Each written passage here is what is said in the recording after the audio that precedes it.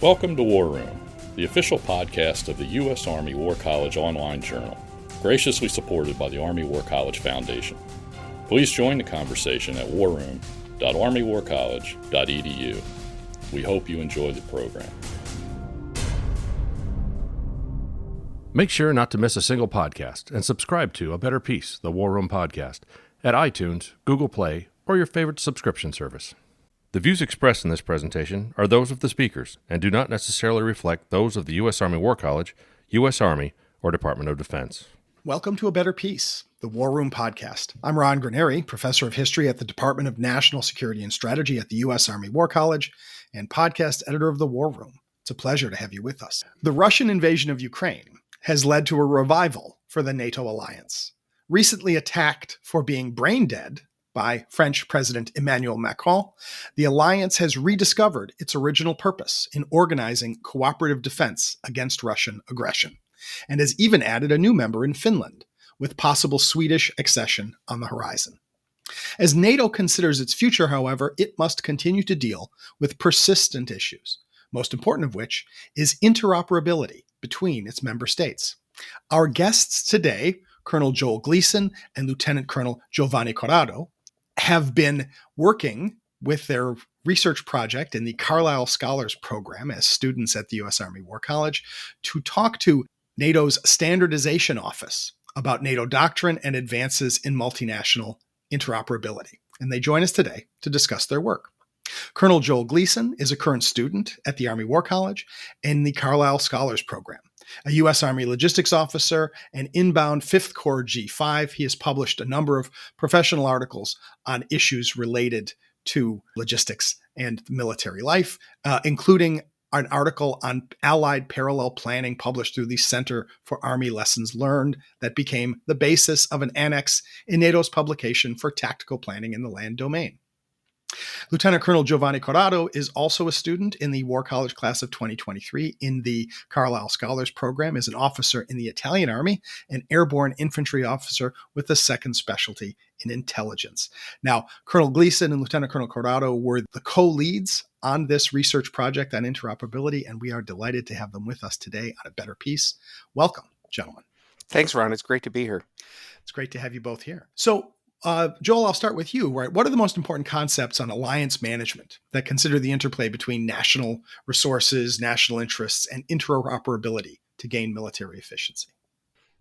So alliance management, if I can start, I'll kind of define it as we understand it.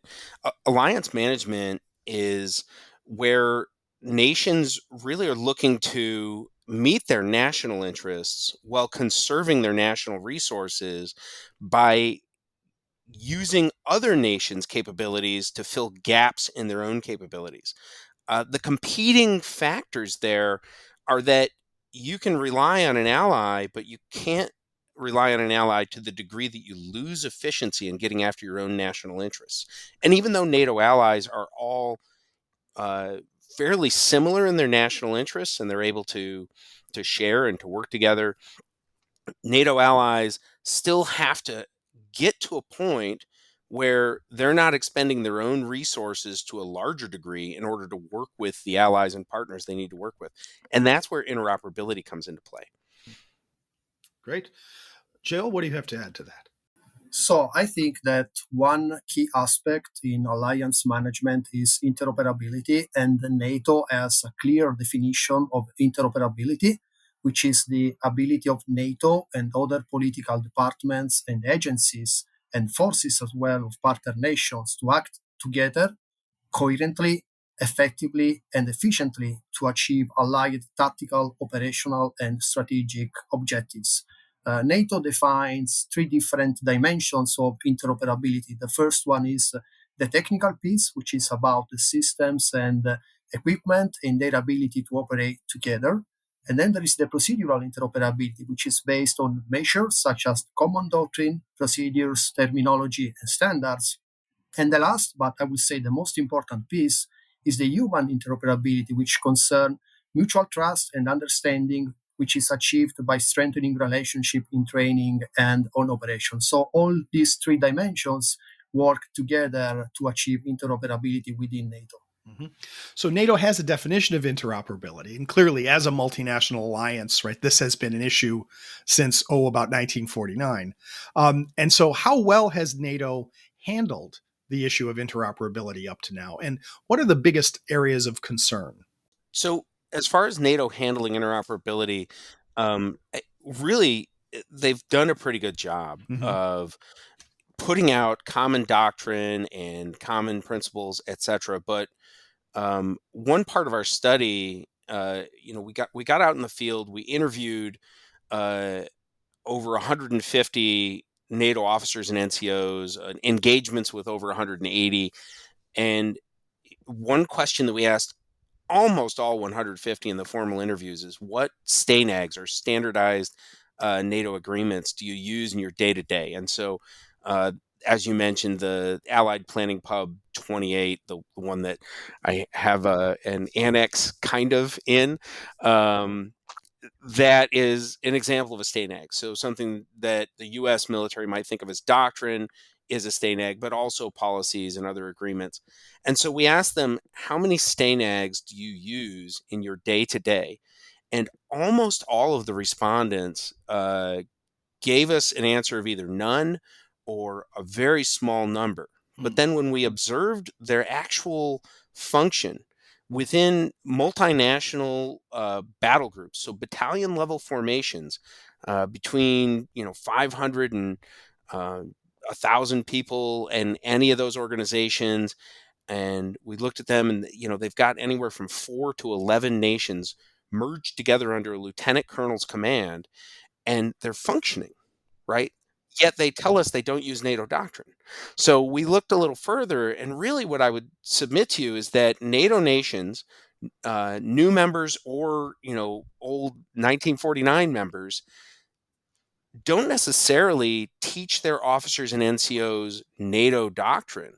But what they do, we discovered, is that they base their doctrine. We, the US, either base our doctrine or share our doctrine so that NATO doctrine is common with our doctrine in so many ways that the differences are pretty insignificant. And so when you get these formations together, even the one that has 11 nations, what we found is that they were interoperable because the environment, the basically, the pool they're swimming in is NATO doctrine, even though the particular stroke they're doing is their nation's own individual interpretation of that.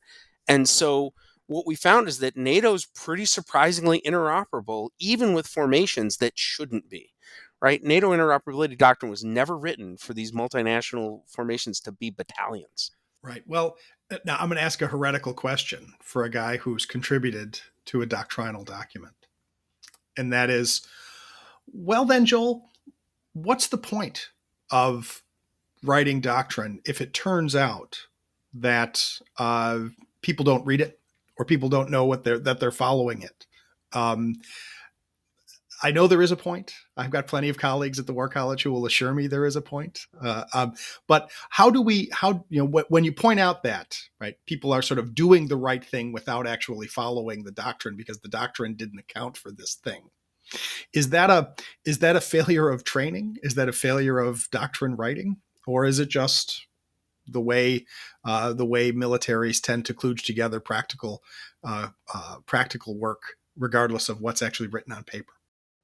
Maybe it's a psychological bias in the individual, which is to Ooh, say, yes. we don't necessarily credit our sources in day-to-day life, right? Mm-hmm. This year at the War College, we've all gone through the awkward experience of having to credit our sources. But the awesome thing is next year is the G5 for Fifth Corps. I get to steal with both hands, and so long as I don't do it in a way that's corrupt or dirty, I don't necessarily need to credit my sources when I brief my commanding general or whoever else the plan. And so, in a similar way, if you have an OR6, which for the U.S. an E6 or a staff sergeant, a mid-grade NCO, who walks into an interview session and says, "I don't use doctrine," that may be that he perceives or she perceives her day to day in that way, but doctrine is not meant to be something that you have to pull out when you're in the foxhole in order to succeed. It's meant to be something that gives us a common foundation so that when we operate together, common sense is tied by some initial ideas that we all have that are the same. So I too am a bit of a fan of doctrine, and as mentioned, I've got a bit of my penmanship in some as well, and I think that's the value of doctrine. But I actually kind of want to take your question and throw it over to Giovanni, because I know he's got some pretty interesting take on it from how the Italian army uses NATO doctrine. Sure. Gio, go ahead, man. Yeah, in the case of the Italian army, we use NATO doctrine one-on-one, I would say. So we actually adopt NATO doctrine in full. So there is no mismatches when we transition from national operation to multinational operation in a NATO context. I think that in terms of interoperability and what NATO doctrine did in terms of interoperability is that during our research, we observed that the current interoperability in NATO, in those multinational tactical formation, has two primary inputs. The first one is a localized inputs, which are the efforts that commanders make every day to make interoperability happen. But a big piece was the enterprise inputs, which were the past interoperability efforts by NATO in terms of providing a common doctrine, providing TTPs, and other standards that set condition for today's successful multinational tactical level operations. So I think the usefulness of writing doctrine, especially in NATO, is providing that common environment, those common principles that commanders can use to write their own tactical level SOPs and provide common standards for their formations. And that's fair. And I can't help and going back to something that you said, Joel, right? If doctrine in some ways is the water that we swim in, right? There's David Foster Wallace's observation about two fish are swimming, and one says, what do you think about water? And the other fish says, what's water? If you're in it all the time, right, you don't really think about it. And so with that in mind, right, what were the most important results of your research, of this analysis that you did about interoperability?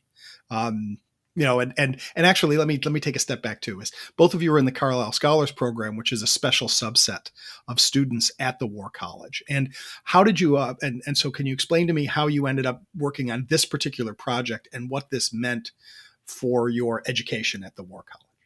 So I'll start with you, Joel, and then Gio. So Carlisle Scholars gives you an interesting opportunity, which it's not the only program at the War College that offers you client-based research opportunities, but that is the core of what the Carlisle Scholars Program does.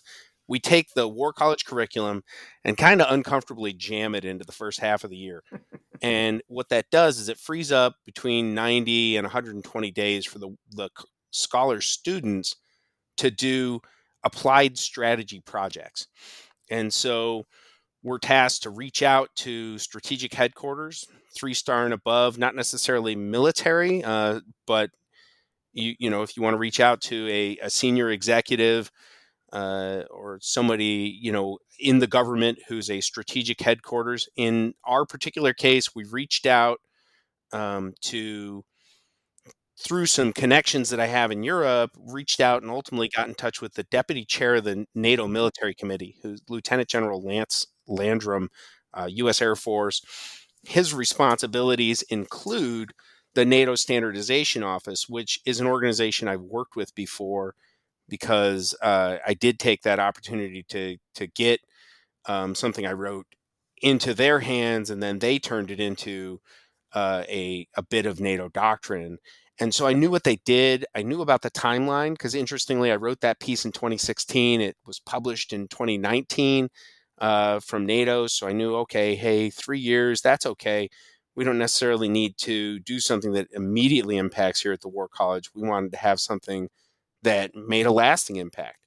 And so reaching out through the NATO Standardization Office, a gentleman named Rob Tribucci, who's the deputy director there, asked us a very interesting question that I've interpreted as he wanted a Yelp review on NATO doctrine, right? NATO doctrine for interoperability is written so that two allied corps or two allied divisions or maybe even brigades operating side by side can function together.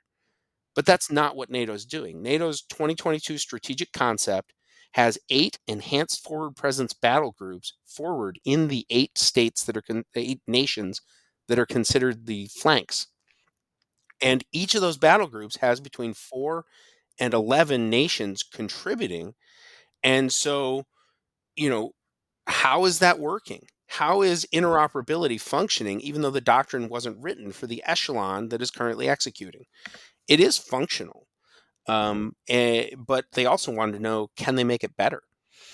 And so with that, we went out, got on the ground in 3 of those 8. We got to Latvia, Lithuania, and Poland.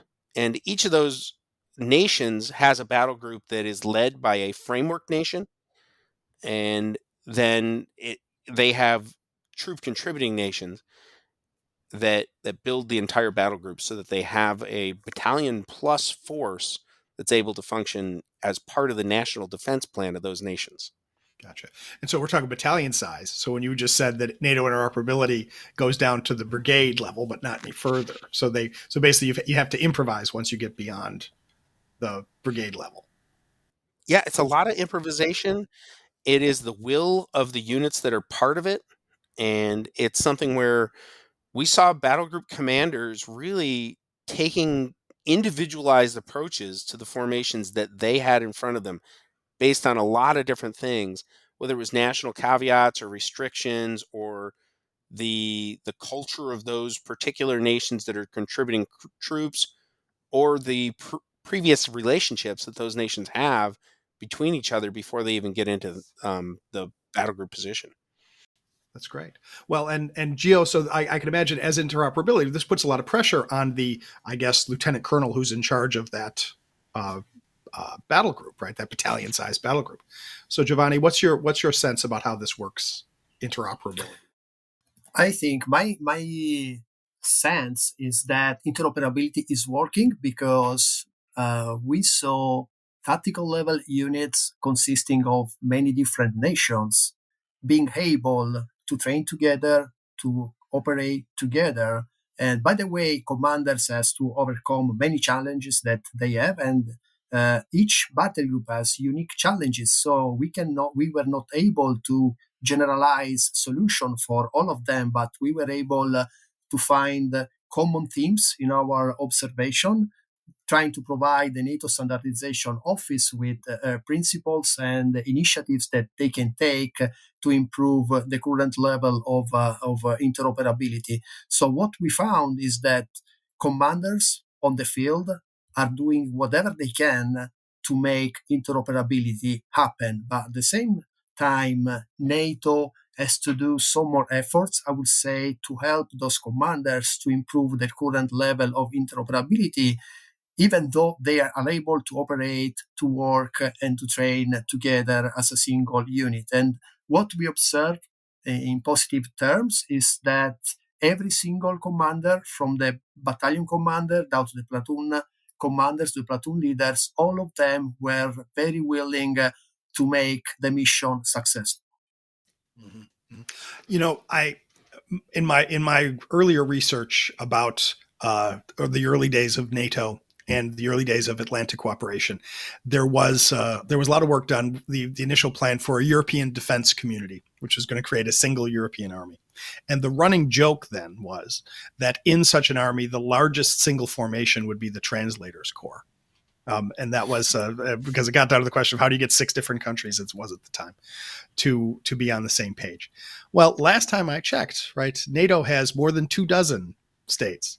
How do we deal with basic issues of communication within NATO, especially when you talk about an enhanced forward presence group that's got 4 to 11 nations involved? What kind of, I imagine, am I right in assuming that the common language is English?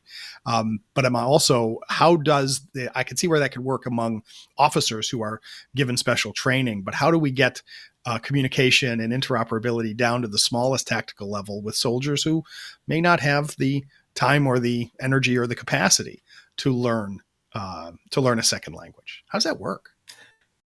I would say that commanders were very creative in this environment because the language barrier exists. Um, so they were able, for example, to push their own signalers with national radios to the company commanders to belonging to a different nation, trying to establish communication from the battle group down to the company level. And sometimes we observed also that the diversity of the force helps in these terms because, for example, when you have a nation with many soldiers coming from South America, I would say they are able to talk and speak to the Spanish company, which is able to understand when it comes to daily interaction with the Italians. So there are many workarounds and many solutions that they were able to find at the tactical level just to make communication possible. And another point, and I think that probably Joel can go a bit in more details in this, also the digitalization of the force will help in these terms because talking over the radio is a bit difficult, especially between an English native speaker and non-native speakers. But when it comes to reading a message instead of listening to a message, it's much easier to understand and cooperate. I could see that. Joel, do you have thoughts on that? Yeah, liaison officers are crucial in all formations, but when you have a formation that is multilingual, not only do you need somebody who is able to speak either the main language of the formation or the language of the element that they're currently communicating with, right? As Gio pointed out, interestingly, there's an element out there that's using Spanish as well as NATO. English and French are the first and second languages of NATO. But looking for other ways to communicate, that's an easy and obvious option. But the interesting thing is, if you look across your own formation or your own organization and find all the French speakers you can, hey, this guy grew up in Quebec, Canada, and moved to America when they were 15 years old. Well, that means that individual speaks middle school or high school French, right? That doesn't mean that individual can help you translate tactics and doctrine and make sure that you can clearly communicate what artillery needs to do or what tanks need to do. So you add into the language barriers that we have the fact that we're communicating about something that is very technical and specific, even within the native language of the individuals who are executing it. And so um, I think one of our conclusions that nobody was surprised by, but it's certainly an observation that we were able to confirm, is that language is the most important first step to interoperability, right? That's the human interoperability piece is two things. It's language, are you able to communicate? And it's will. Are you willing to work together? Across the board, they're willing to work together. We witnessed that, and I didn't see any instances of any serious constraints. There's all the uh, potential for jokes between nations, just the same as the Army might pick on the Marine Corps, or the Marine Corps might pick on the Air Force. But the point is that there's little tensions, but there's a will to work together and get the mission done. And just the same as when you interoperate between joint services or interoperate between the active and the reserve and guard components. The challenge is the language, and what we saw was, one, there's this key to selecting an LNO that can not only speak the language, but can speak the language in a very particular and necessary way. But also we saw across the formations, the depth of training on language was, as you suspected, officers are really, good at speaking primarily English. That's where they look to train and educate and get better. Makes it easy for us as Americans, or lazy perhaps. The NCO Corps is a little less consistent as we see it, where it is some NCOs. Some of the NCOs we interviewed brought a junior NCO with them as their translator as much as anything else. But interestingly enough, one of the NCOs pointed out to me, and it held as we observed, that The junior soldiers in the formations, raised on the internet and television, digital natives, they've just got English because they've been doing it since, grade school. So I think as years go past and those junior soldiers become those senior NCOs, we'll see this problem start to dissipate. Although I'll throw back to you that Bluey has not taught me much about how to direct artillery. Well, and that's what I was thinking too. Is I can go to Duolingo and I can work on my Italian and my French, and I can have lots of conversations. But am I going to be able to bark out coordinates for an artillery a spotter? I have my doubts. Right, that would take a lot of work. And Gio, I want to throw it back to you because I want to ask you as well, but both in this project and as your experience as an international fellow at the War College, right? As our listeners may or may not know, in any given residential class, we've got about 75 to 80 international fellows. They are students from allied and partner militaries. And of course, the Italians have been sending an officer to the War College annually for as long as anybody can remember. And so, Gio, what was your experience like, or what has your experience been like in Carlisle as an international fellow? And had you had much experience training in the United States before you came here for senior service college? Oh, yes. The experience was great overall, both in my seminar and the War College at large. I would say this is not my first experience here in the States because I attended CJC in 2013 and SAMS in 2014. So this is my third year of education here in the States.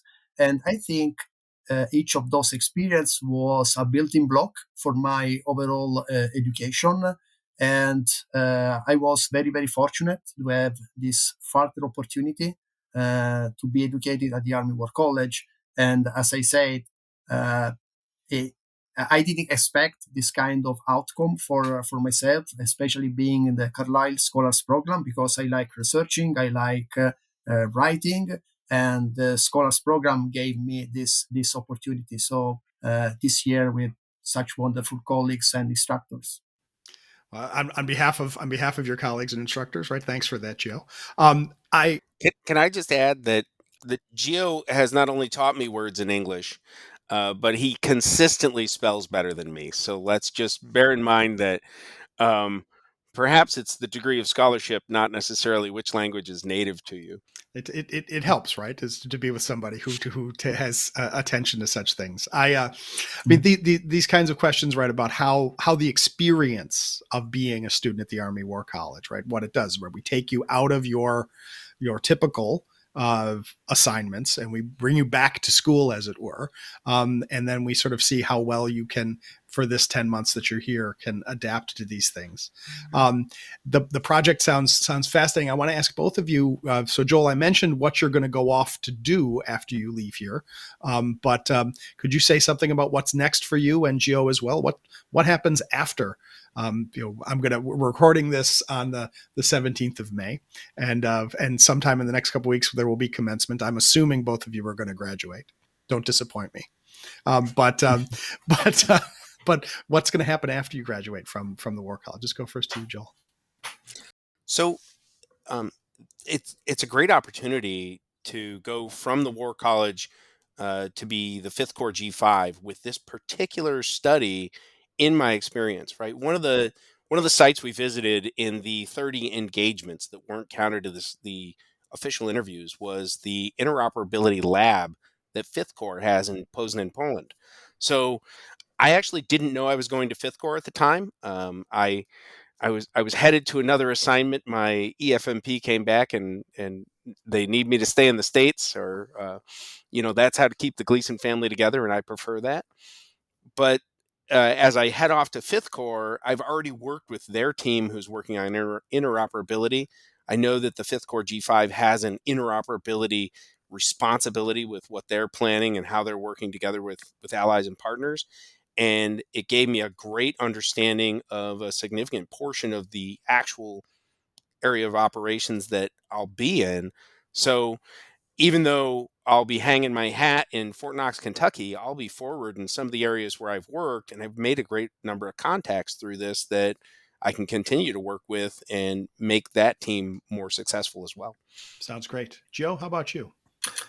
So in my case, my horizon stops on June 9th, the graduation day, because I don't know. I know that I'm going back to Italy, but I still don't know what's next for me. So still waiting for. Okay, so the Army likes to keep you in suspense, I guess. So No, with your orders when you return.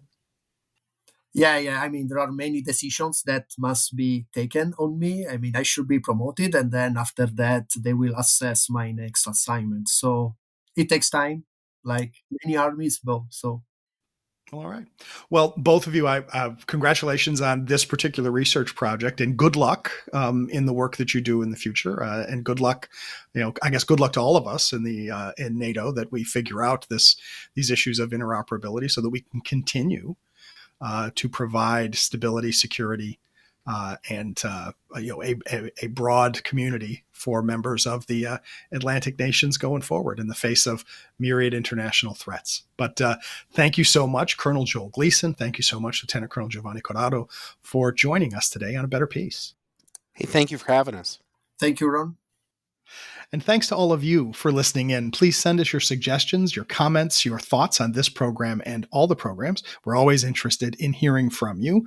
Please take a moment to subscribe to A Better Peace on your podcatcher of choice, because why wouldn't you want to subscribe to A Better Peace? And after you have subscribed to A Better Peace, please take a moment to rate and review this podcast, because once you have done that, that helps other people to find out about us as well. We're always interested in growing the community for conversations like this one. And so even though this conversation is over, we look forward to welcoming you to the next one. And so until next time, from the War Room, I'm Ron Graneri. And that concludes our program. Thank you for listening. The views expressed in this podcast reflect those of the speakers and do not necessarily reflect the views, policies, or positions of the U.S. Army or the Department of Defense. Let us know what you think. Provide us your feedback, comments, or suggestions through our webpage at warroom.armywarcollege.edu, and have a great day.